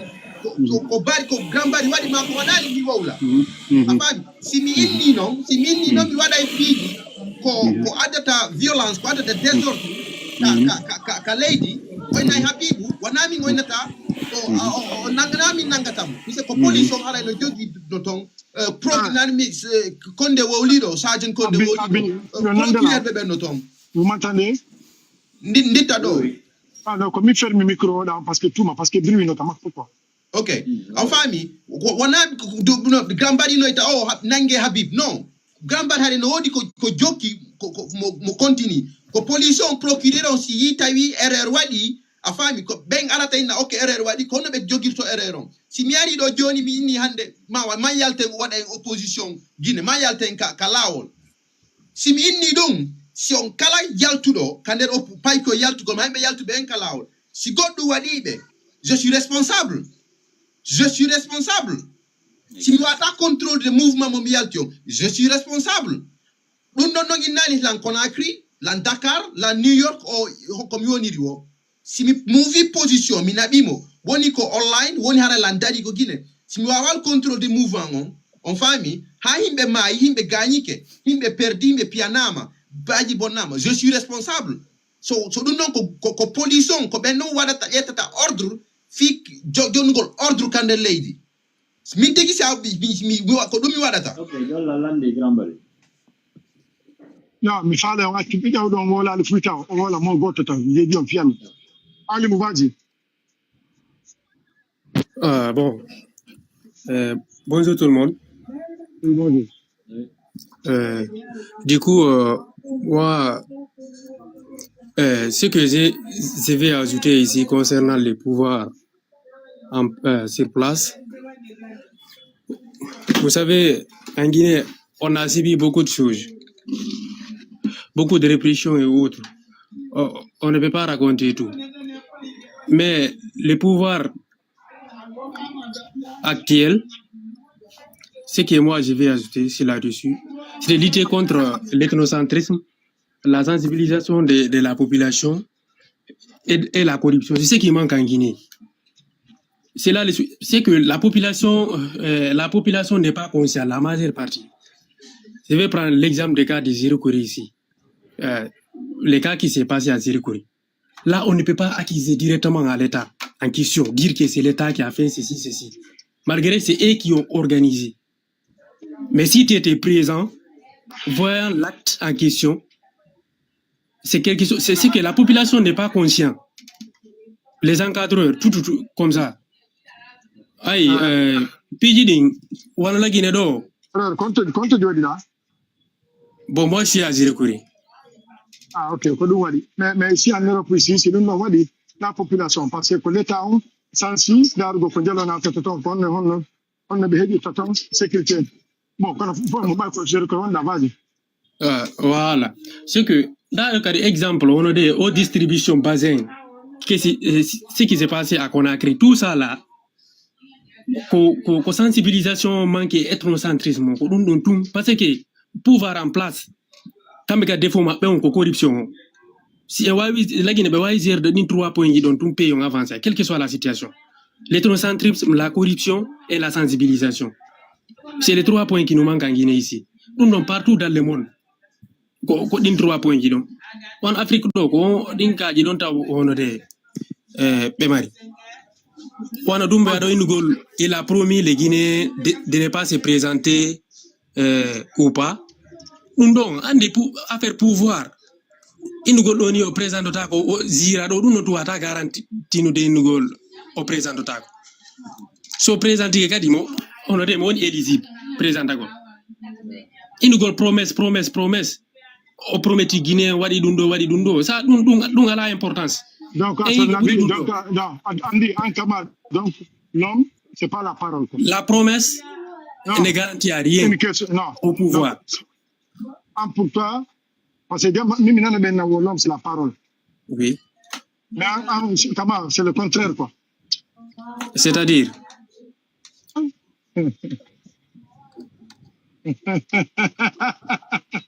O famal ko grambari kan ko tigi mo wolde me o famal kan ko tigi ko no. Ali, mi fa la vide. Grambari, je peux parler aussi. Quand Andy Boussa, que ce qu'on a dit, on a subi beaucoup de choses. Oui, il a beaucoup parlé, mais... Non, il se contredit en même temps. Effectivement. Voilà, justement, vas-y Moussa. Les conséquences, les faits que j'ai racontés là, c'est de façon générale. Moi, je n'ai pas parlé de Doumbouya ni Pierre. Tu as dit que... C'est au final que j'ai évoqué son cas. Non, je peux pas... Moi, j'ai quelque chose à dire. Vas-y, Moussa. Vas-y, Moussa. Voilà. Je voulais dire quoi? D'abord, j'ai débuté le débat sans vous dire que aux prochaines élections communales, je serai candidat, c'est moi. On va publicité quand on a maman, comment ça va être publicité dans le jamais. Voilà. Et ça, c'est comme Kanka? Non, je suis maman grande maman. Comme originaire Kanka, oui, Makono. Ah, Makono. Ouais. Ok, continue Moussa, continue.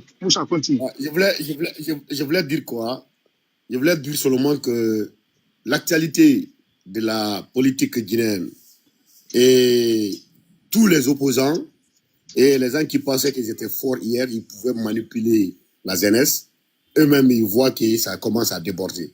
Parce que la jeunesse aussi a compris la politique. La jeunesse a compris que manipuler et rester dans la manipulation, c'est plus l'appel. La jeunesse aussi a compris rester dans ce débat de clous. Je suis de telle communauté, je suis de telle ethnie, je dois supporter tel obligatoire parce qu'on est des mêmes régions. Ça aussi, ça a changé. Vous voyez maintenant, mais même si vous regardez le panel, ceux qui sont 100% Mamadi, plupart, ils ne sont pas des mêmes communautés que Mamadi, ils ne viennent pas des mêmes régions. Mais est-ce que quelqu'un va me dire que ceux-ci supportent Mamadi parce qu'ils sont des mêmes communautés? J'ai dit non. Ils supportent Mamadi parce qu'ils voient en eux, ils voient en lui, il peut les apporter quelque chose qui est bénéfique pour tous les Guinéens. Du coup, logiquement, les gens ont commencé à comprendre. Mais actuellement, même si vous prenez la communication de la plupart des jeunes, ils sont insultés, hein. Mais aujourd'hui, ils nous donnent raison. Hier, parce que dire que oui, hier, ces gens étaient insultés parce que ils n'étaient pas d'accord avec nous, ils avaient notre idée. Mais aujourd'hui, eux aussi, ils ont eu d'autres idées. Les gens les combattent. Mais la Guinée, c'est comme ça. C'est ça la beauté de la démocratie. Il faut qu'il y a des gens aussi qui ne te comprennent pas. Parce que quand tu pars d'un pays, alors que ce n'est pas pour toi, ce n'est pas pour tes parents, c'est pour tout le monde. Quand tu veux que le pays parte de gauche, l'autre veut qu'il se parte de droite, forcément, il y aura une contradiction. Il faut qu'on accepte ça aussi. Et les gens aussi sont en train de faire une lecture de la démocratie, une mauvaise lecture de la démocratie. La démocratie, on le dit, c'est le voix du peuple. Ce qui se passe en France, c'est tout le monde a vu. Et le camp présidentiel est tombé. Ceux qui ont gagné, le camp présidentiel a décidé autrement. Et cet autrement s'est imposé à tout le monde. Et du coup, cela veut dire que partout, si ça arrange, on parle de la démocratie. Si ça arrange pas, c'est le plus fort qui règne. Maintenant, c'est nous en Guinée. Il y a eu un coup d'État. Les opposants ont félicité, ils ont accompagné. Et ils sont diplômés, c'est des diplomates. Les jeunes ont dit refondation. Mais vous n'avez pas cherché le vrai sens du mot refondation et vous êtes parti à l'investiture de ces messieurs.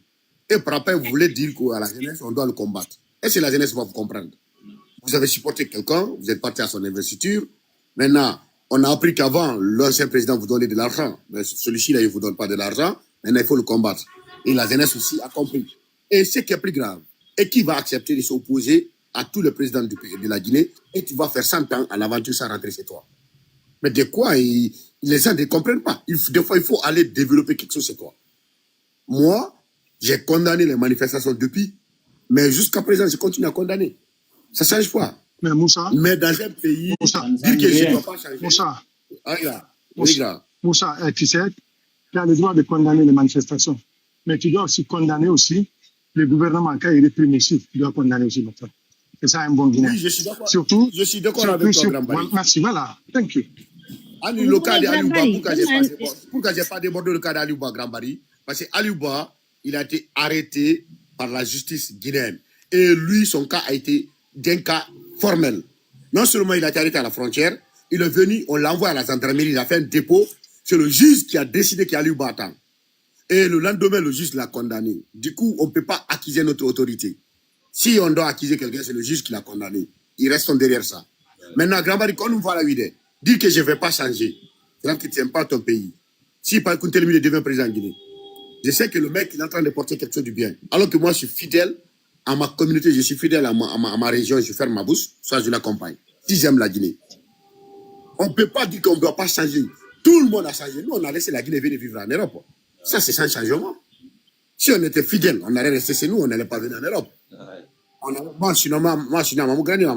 Si je suis fidèle à mes engagements, à mes parents, je reste à Mamou, je ne sors pas. Parce que mes parents sont là. Mais si vous voyez que j'ai changé de ville, parce que c'est changé d'expérience, je pense que c'est mieux que là-bas. Maintenant, s'il y a deux candidats, même si mon candidat, je l'aime au fond, mais s'il n'y a pas de changement,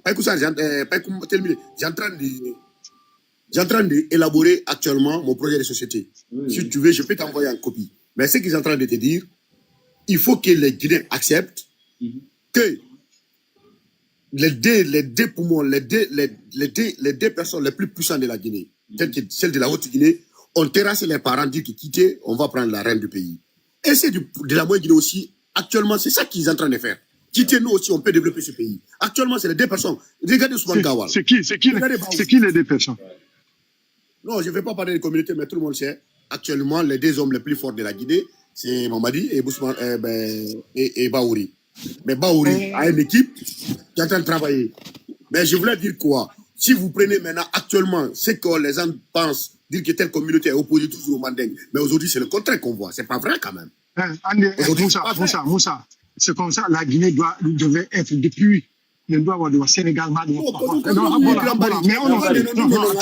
Mais on a toujours, on voit des affaires on a manifesté. Actuellement, la Guinée. Merci, voilà. Vous avez ni moi, ya. Johnny Mama de Ngari, mais Tibeng. Mais quand il y a opposant, Johnny jeune be full be dari ke beni be potito. John Dar non la Guinée. C'est les peuples les Maliens qui dirigent le pays actuellement. Ceux qui sont partout. Ceux qui sont les hommes les plus forts du gouvernement. Ceux qui veulent que la Guinée se développe et puis ça part vite. C'est ça qui nous manquait. Andi sa ni bemba bengan là-bas quand mini bengan Johnny mi labinimo. Miga jimini ma bemma là-bas quand labimo. Bon. Nous on est là à forte. Mais mi bengan là-bas quand. Mi labinimo. Ami ni miga bemma là-bas quand ni na on la sanzitaki. Anno ko jere no. Ko jere no Grand Bari ka vrai. Grand Condé. Lagi na nomar problem goto. Lando ardo sina Burkina Bejo. Grand, laisse-moi finir s'il te plaît. Lando ardo la Guinée. Sina Burkina Bejo ko Sénégalejo ko Ivoirienjo. Alpha Condé a dit non ko Burkina. Doumbouya kadi a dit non kadi wona Guinée. Bah je comprends pas du tout. Non, ma sœur, kadi Conte kadi be ni conte kadi ko bisa gosse secteur. Ko bisa gejo quoi. Bah je comprends pas. Ah mais kadi Moi je pense que moi je pense que les Guinéens devaient être conscients quoi maintenant. Franchement, c'est le temps d'être conscient. Lando moƴƴano la Guinée. Lando kala moƴƴano la Guinée ko c'est un homme ferme. Wala hala duduka. Deray do o ya o joina on don no heba hakkille ton do yalti wo. Bon. No ande Moussa min la fala mala no goddum sergent Moussa. Voilà, Aini, la fala won go candidat Mamou, c'est ton plein droit, tu es guinéen. Mais yaltinani men taw suudu ndu darna ndu Mamou. Na la mo don wujjambu dum darna do. Yaltina men fan do ko ndu marna Mamou. OK. Ali, ça c'est vrai. Je voulais dire quoi, Gambari? C'est vrai que, non, Gambari, tu as raison. Tu as beaucoup investi dans la région. Donc, du coup, tu dois t'inquiéter ce qui doit se passer dans la région. Andi il a des régions. Il a investi. Parce qu'il a investi dans la région Mamou. Donc, du coup, si quelqu'un veut être gouvernant là-bas ou quelqu'un veut prendre la décision de ces villes, forcément, tu dois savoir quand on marie, c'est quand on marie au niveau donc. Ça, si non, ko di mundu awata on de France lo wona kandi aya men yama ka tere ya men yama abola Moussa abola aya hay ko privé go mi don ma wajade mi den fala yo men yama ka fula waje der Mamou da yake yimbe tampu be dalando be ko be besoin c'est que na joddo tum wana hore ma kamaram ba ina ka kandi. Non, quand nous faisons des grands bars, comme actuellement, on est en train de travailler. Après ça, je vais rentrer. Nous, notre année les grands, tu ne peux pas être candidat dans une localité sans être présent. Ça, c'est inacceptable. Ça, c'est deuxième aussi, ta candidature, tu ne peux pas le déposer en étant que toi, tu es en extérieur. Donc, il faut que tu rentres. Ça, c'est deux.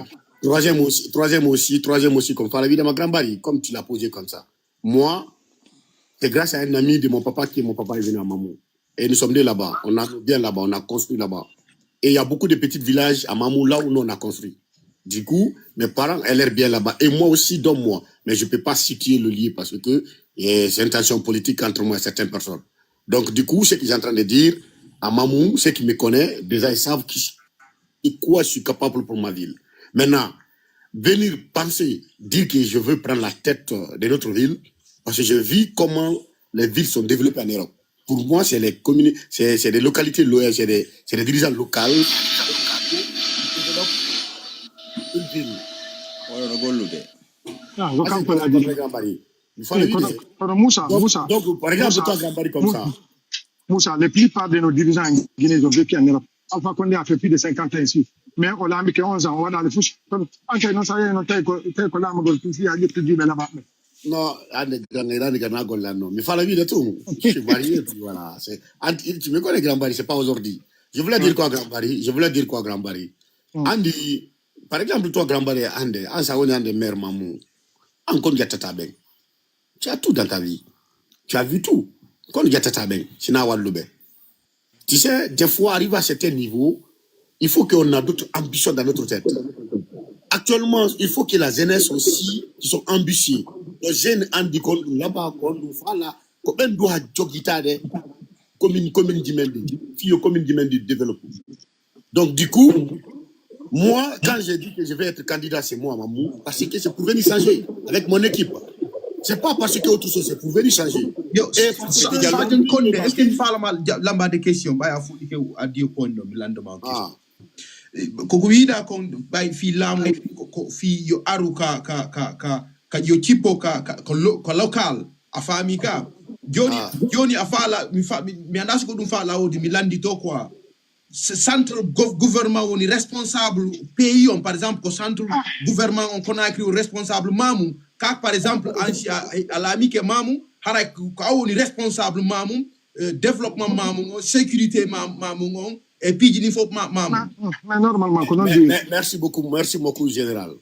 Si vous voyez que la Guinée a beaucoup de dérives parce que ceux qui détiennent nos communes ne savent pas les régler. Ils ne savent pas qu'est-ce qu'il faut et les limites et les pouvoirs. Ils ne le savent pas. Donc du coup tout le monde veut que c'est le gouvernement central qui le fait. Le gouvernement central, c'est eux qui pilotent le pays. Maintenant, c'est d'avoir Johnny Bemma. Mais bere ko nata ko redu ma kan do ajetu Donc, du coup, le gouvernement se bat pour envoyer quelque chose en Guinée. S'il envoie, mais c'est chaque localité, chaque région qui doit se battre pour sa part. Ça, c'est un deuxième, c'est quoi? Et le peu que vous gagnez, vous essayez de le transformer sur place.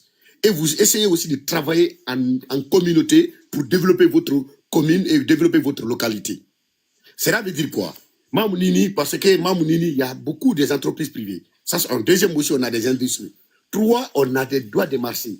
De 4, on a des impôts. Donc, tout cet argent, on a la police.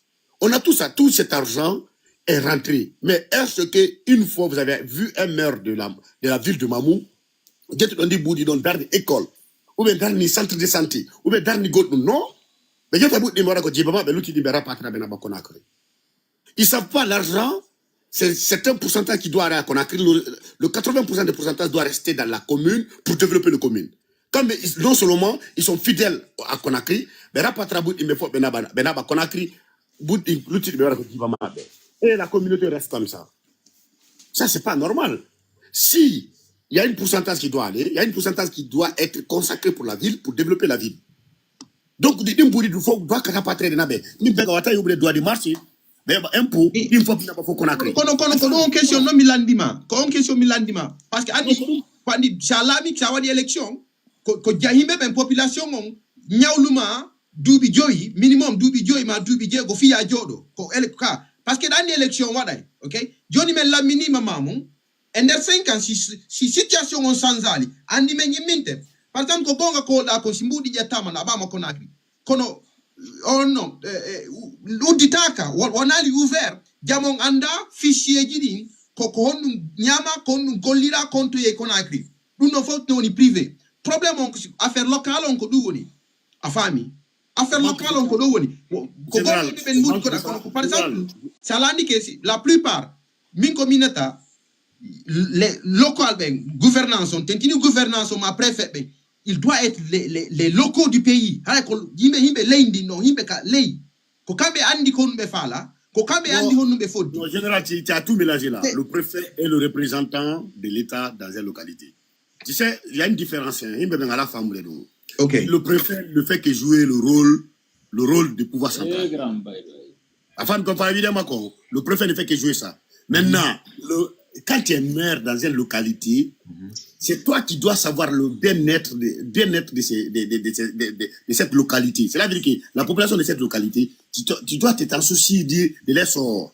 Quand on doit militer, quand on doit nyamouder, quand on doit modernité. Donc c'est toi qui dois organiser ta localité. C'est toi qui dois la développer, pas le préfet à ta place. Quand nous il me à la femme, il me mélanger pouvoir qui dit. Mais qu'on parle évidemment tout. Moi j'ai fait attends, nous on a fait des enquêtes. Attends, nous on a fait des enquêtes. Attends, ça va tout. Mais le kodo mi landi question fi ya famille a hendi ti ben. Ko on différent OK maire gouvernement et préfet. Parce que le préfet d'abord merci ko no mini John ya be du tout quoi. Le préfet est nommé, c'est un poste nominatif directement au président. Le poste préfet, c'est un poste nominatif.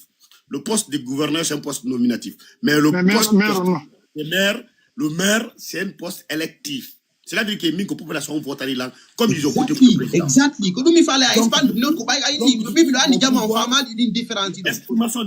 Estimation de mon pouvoir, je dois contrer, même si le président ou un ministre prend une décision dans une ville, alors que ça ne va pas avec ma ville, je dois m'opposer. Ça, c'est la logique. C'est une décision de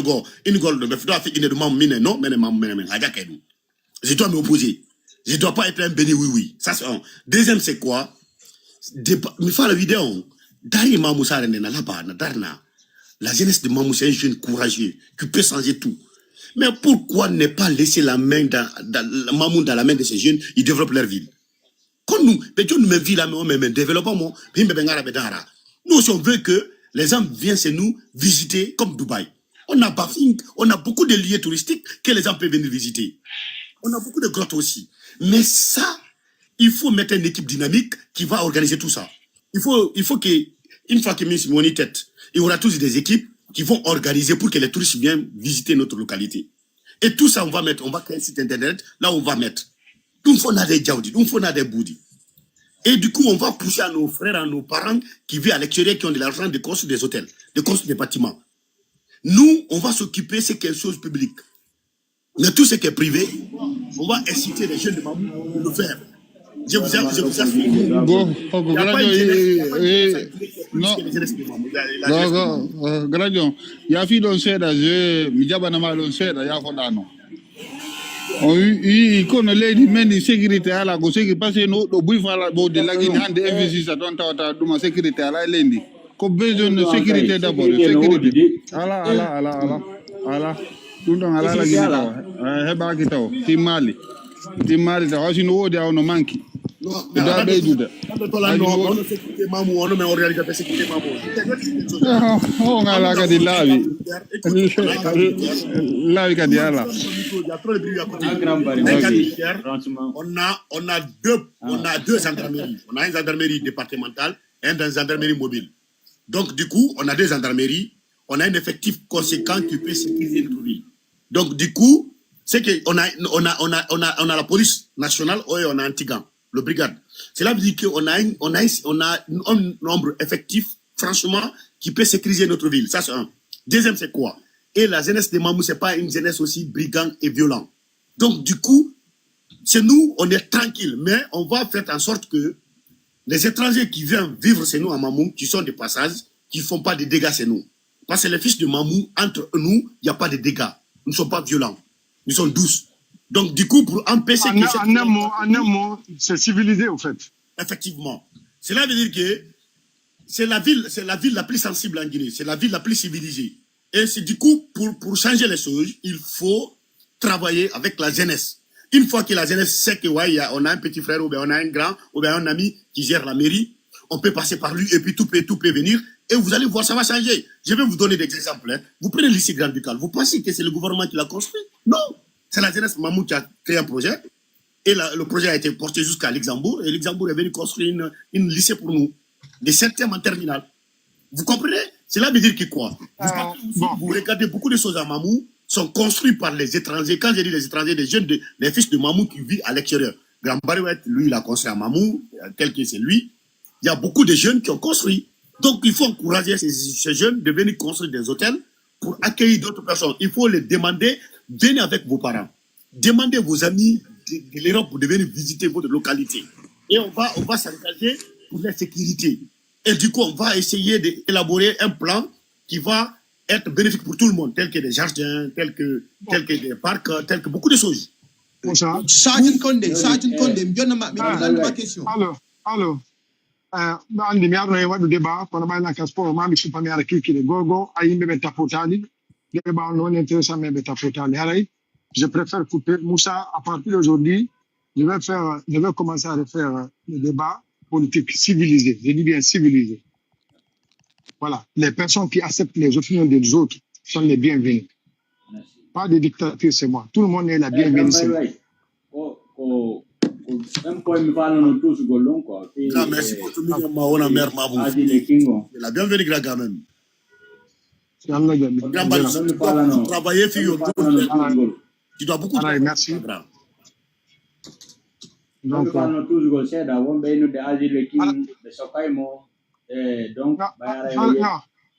bon, débat même si qui freine mon dos. Ta juting hala kan wa pay pontel mi vas-y rapidement.